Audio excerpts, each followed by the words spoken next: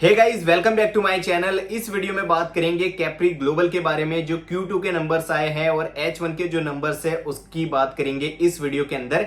तो देखिए, सबसे पहले बात करें कैप्री ग्लोबल्स की, तो ये जो है वो एक तरीके के वेल डाइवर्सिफाइड एनबीएफसी है।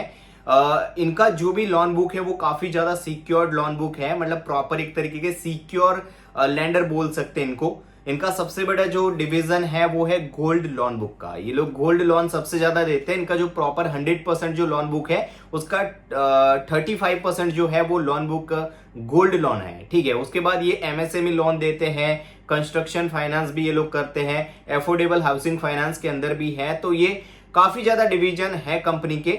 और उसके अलावा भी कंपनी ने एक अपना और डिवीजन क्रिएट किया है, लाइक इनका एक फी कमीशन इनकम करके एक डिवीजन है, जिसमें ये लोग जो है वो खुद तो लोन नहीं देते लेकिन लोन एक तरीके से कोऑर्डिनेट कराते हैं। लाइक दूसरे जो बैंक होते हैं, आईसीआईसीआई हो गया, एचडीएफसी हो गया, वहां पे इनके जो क्लाइंट्स हैं उनको लोन चाहिए या फिर इंश्योरेंस लेना है, तो वहां पे ये लोग जो है वो उनको मतलब एक तरीके से कह सकते हैं कि वहां से लोन करके देते हैं और उसका जो फी इनकम आता है वो कंपनी के लिए एक बड़ा डिवीजन बन चुका है। ठीक है, यहां से भी कंपनी के लिए टोटल अपना जो मतलब रेवेन्यू है उसका 25% वहां से आता है। ठीक है, अब कोविड तक ये कंपनी जो है वो प्रॉपर एमएसएमई लैंडर थे, मतलब एमएसएमई के अंदर ही ये लोग जो है वो लैंडिंग करते थे। लेकिन उसके बाद आपको पता है कोविड के बाद ये जो सिक्योर लोन बुक है उसका बहुत ज्यादा ग्रोथ हो रहा था, तो कंपनी ने यहाँ पे आने का सोचा और उसके बाद पिछले 4 से 5 साल में इन्होंने गोल्ड लोन बुक को बहुत एग्रेसिवली जो है वो मतलब एक्सपेंशन किया है। और एक्सपेंशन के साथ साथ इन्होंने अपने क्रेडिट कॉस्ट हो या फिर अदर जो भी एक्सपेंसेस है उसको बहुत अच्छे से मैनेज किया है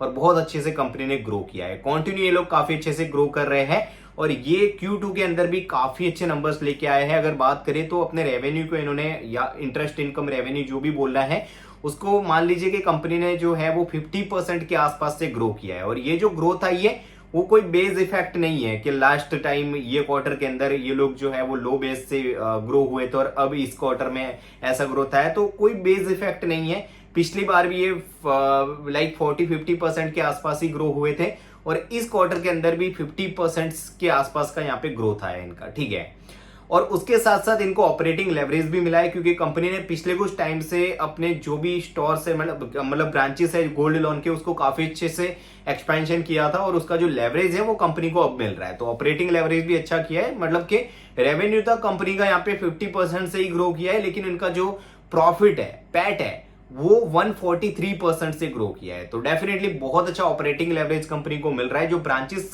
कंपनी ने पिछले कुछ टाइम से ओपन किया है उसका जो लेवरेज है वो कंपनी को अब मिल रहा है। ठीक है, उसके बाद अगर बात करें तो ये जो फी इनकम वाला डिवीजन मैंने आपको बता दिया, वो एक कंपनी के लिए बहुत अच्छा इनकम सोर्स बन चुका है। ठीक है, तो ओवरऑल रिजल्ट काफी अच्छे हैं। अगर बात करें तो इन्होंने लास्ट को मतलब लास्ट साल जो है वो अपने प्रॉपर पैट को कुछ 600 के आसपास का यहाँ पे पैट इन्होंने किया था और इस सीजन 2 क्वार्टर्स के अंदर ही इन लोगों ने यहाँ पे 400 प्लस का यहाँ पे क्वार्टर मतलब सॉरी पैट कर दिया है। तो लाइक पिछले सीजन का 600 और इस सीजन का 400 कंपेयर करें तो पिछले सीजन जो किया था पैट उसका 80% 80-90% तो इस सीजन ही कर दिया है, मतलब 2 क्वार्टर्स के अंदर ही कर दिया है। और आने वाले 2 क्वार्टर्स, अभी तो कॉन कॉल्स तो ऑफ कोर्स परसों होना है, कॉन कॉल्स के अपडेट्स भी मैं आपको दूंगा, लेकिन एक्सपेक्टेड है कॉन कॉल्स यहाँ पे बहुत ही अच्छे होंगे कंपनीज के।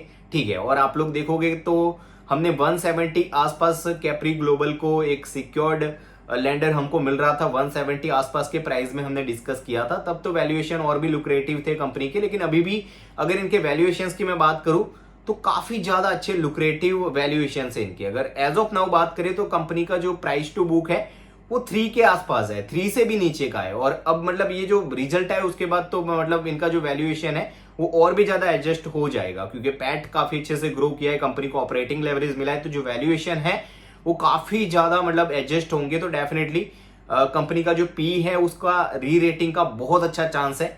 तो डेफिनेटली वैल्यूएशंस भी आपको अच्छे मिल रहे हैं और एज ऑफ नाउ आपको लगेगा कि 170 का स्टॉक अभी तो 200 प्लस हो गया, 210 आसपास घूम रहा है, लेकिन डेफिनेटली यहां से भी अच्छे री रेटिंग के अच्छे खासे चांसेस है। डेफिनेटली मैं बायस्ड हूं इस कंपनी को लेके, तो कोई भी तरीके का सेल या बाय रिकमेंडेशन नहीं है, लेकिन डेफिनेटली यहां से पी का री रेटिंग का बहुत अच्छा चांसेस है कैप्री ग्लोबल का, क्योंकि एज ऑफ नाउ पिछले साल इन्होंने 600 मतलब 600 के आसपास का जो है वो पैट किया था, और अभी मतलब 2 क्वार्टर्स के अंदर ही 400 आसपास का पैट कर दिया, मतलब 80% के आसपास तो पैट ये क्वार्टर में ही कर दिया। और यहां से अगर 30% भी कंपनी अपने पैट को ग्रो करती है, जो कि काफी ज्यादा कंजर्वेटिव हम लोग ले रहे हैं, तो भी मतलब कंपनी का लाइक कह सकते हैं कि मतलब जो प्राइस टू बुक है वो काफी ज्यादा लो आ रहा है। तो डेफिनेटली एक अच्छी अपॉर्चुनिटी यहां से लग रही है।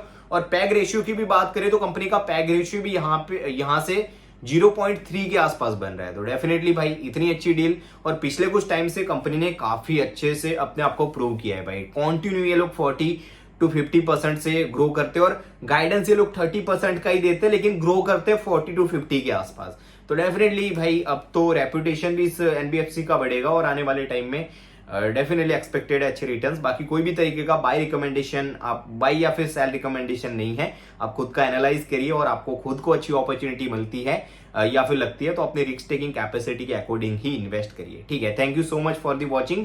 बाकी इसका कॉन कॉल का जो भी अपडेट होगा उसके ऊपर भी वीडियो आएगा, और दूसरे जो भी कंपनीज आप मतलब मेरे वॉच लिस्ट में है उसके अपडेट्स आपको मिले रहे, तो चैनल को सब्सक्राइब कर लीजिएगा। Thank you so much for the watching.